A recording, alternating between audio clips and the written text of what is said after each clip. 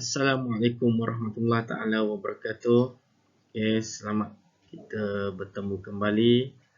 Pada hari ini kita akan sambung uh, format pentaksiran SPM 2021 Bahasa Melayu Kertas 2.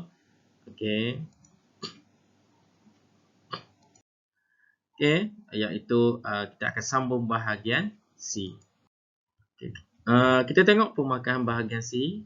Rumusan 30 markah, 20 markah keseluruhan isi, 10 markah untuk bahasa.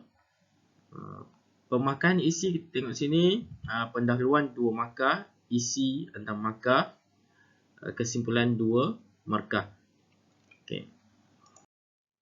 Kita tengok panduan umum rumusan. Petikan berdasarkan bahan sumber yang mempunyai tidak kurang daripada 2 fokus. Kemudian bahan rumusan terdiri daripada sekurang-kurangnya 2 bahan daripada sumber yang berbeza. Contoh petikan prosa, puisi dan grafik, tetapi mempunyai tema yang sama. Tugasan tidak dinyatakan dalam arahan soalan. Maksudnya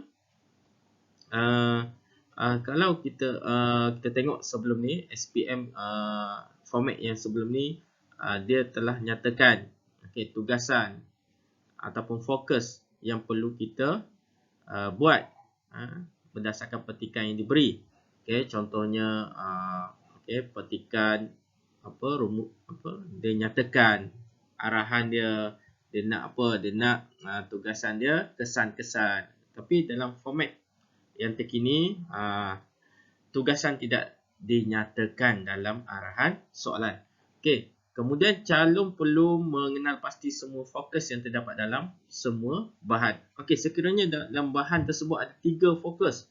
Maksudnya ketiga-tiga fokus itu kita mesti kenal pasti.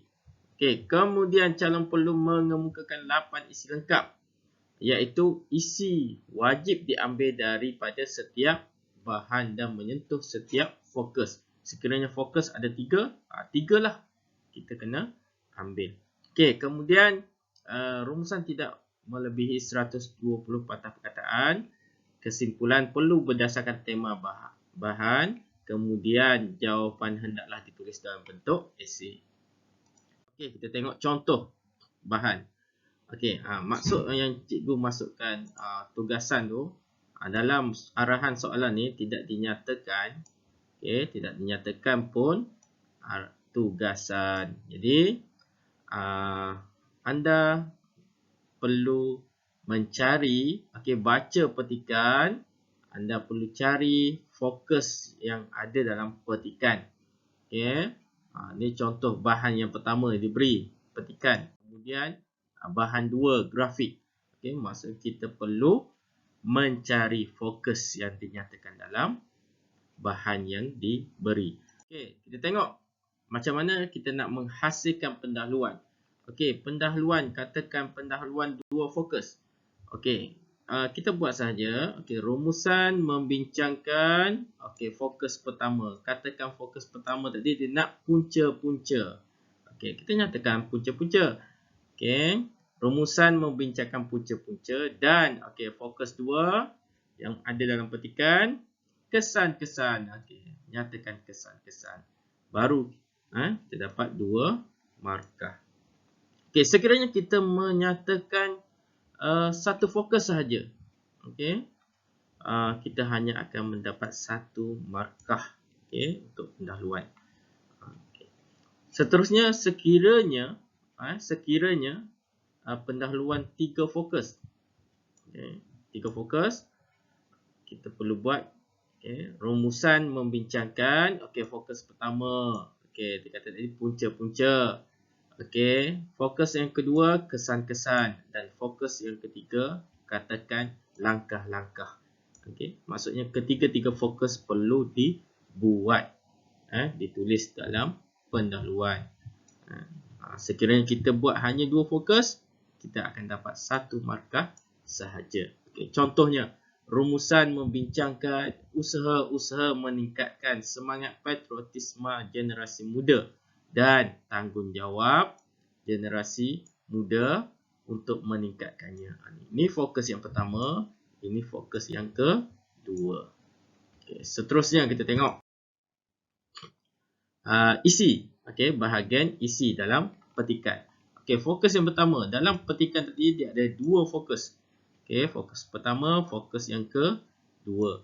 Okay, fokus pertama dia nak tadi usaha-usaha meningkatkan semangat patriotisme generasi muda. Okay, kita tengok kempen kibarkan jalur gemilang, okay, program-program yang bercorak kenegaraan seperti pertandingan nyanyian lagu patriotik dan pementasan teater drama juga dianjurkan oleh pihak badan bukan kerajaan, NGO, pihak sekolah dan agensi kerajaan. Okay, fokus yang kedua dia nak tanggungjawab, peranan, tugas generasi muda. Okay, contohnya membina kejayaan negara, mementingkan kecemerlangan dalam pendidikan dan seterusnya lah. Okey, kita tengok bahan yang kedua, bahan grafik. Bahan grafik dia fokus pertama juga. Okey, usaha-usaha. Tengok situ pelancaran bulan kebangsaan, okey, menyambut hari kebangsaan, okey, dan sebagainya lah. Seterusnya kita tengok contoh isi. Okay. Macam mana kita nak buat isi, perenggan isi. Okay. Usaha-usaha meningkatkan semangat patriotisme generasi muda ialah, okay, kita tengok sini, mengadakan kempen kibarkan jalur gemilang dan program-program bercorak kenegaraan yang dianjurkan oleh pelbagai pihak. Okay, isi yang kedua. Seterusnya, tanggungjawab generasi muda ialah membina kejayaan negara dengan bekerja keras. Selain itu, kita gunakan penanda wacana. Okay.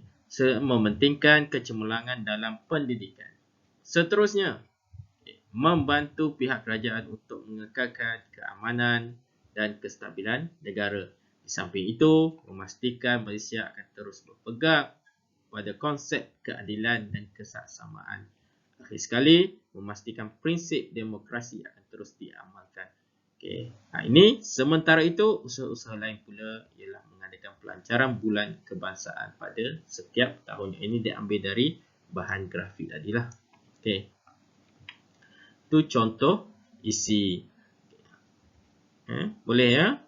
Maksudnya, kalau dalam format sebelum ni, kita buat 4 perenggan. Okay. Pendahuluan, isi tersurat, isi tersirat dan kesimpulan. Okey, format yang terkini perengganan dia lebih kurang saja.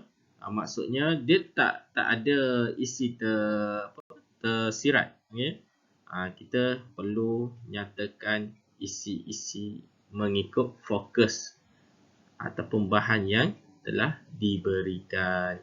Okey, seterusnya kita tengok teknik penulisan kesimpulan. Okay, macam mana kita nak buat kesimpulan? Seperti biasa, okay, kesimpulannya, okay, isu patriotisme haruslah. Ni maksudnya cadangan. Ini tema ni, patriotisme. Okay, tema. Maksudnya dalam perenggan kesimpulan mesti ada tema dia, mesti ada cadangan. Okay, haruslah diberi perhatian oleh semua pihak. Okey, siapa yang terlibat? Sebab kalau kita perhatikan dalam perenggan, petikan dan bahan grafik, okey, maksudnya pelbagai pihak yang ada, termasuk NGO, kerajaan dan sebagainya. Okey, agar ni maksudnya harapan. Okay. Generasi muda terus memperkukuh perpaduan dan usaha membangunkan negara pada masa hadapan.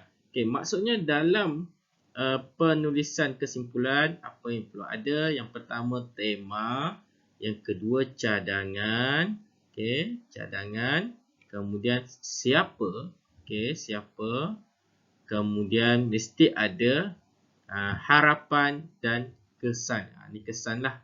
Okay. Dan kesan agar generasi muda terus memperkukuh perpaduan dan berusaha membangunkan negara pada masa hadapan. Itu maksudnya kesan dia lah. Okay. Cikgu rasa itu saja secara ringkas penerangan untuk kita menulis rumusan. Okay. Sekian, terima kasih. Okay, kita akan jumpa lagi pada masa akan datang. Okay. Jika kita rasa penat, rehatlah seketika. Tapi jangan berhenti. Kerana jika kita terlalu lama berhenti, takut nanti kita terlalu leka dan selesa seterusnya menjadikan kita lupa untuk mulakan semula. Okey, sekian, terima kasih. Assalamualaikum warahmatullahi taala wabarakatuh.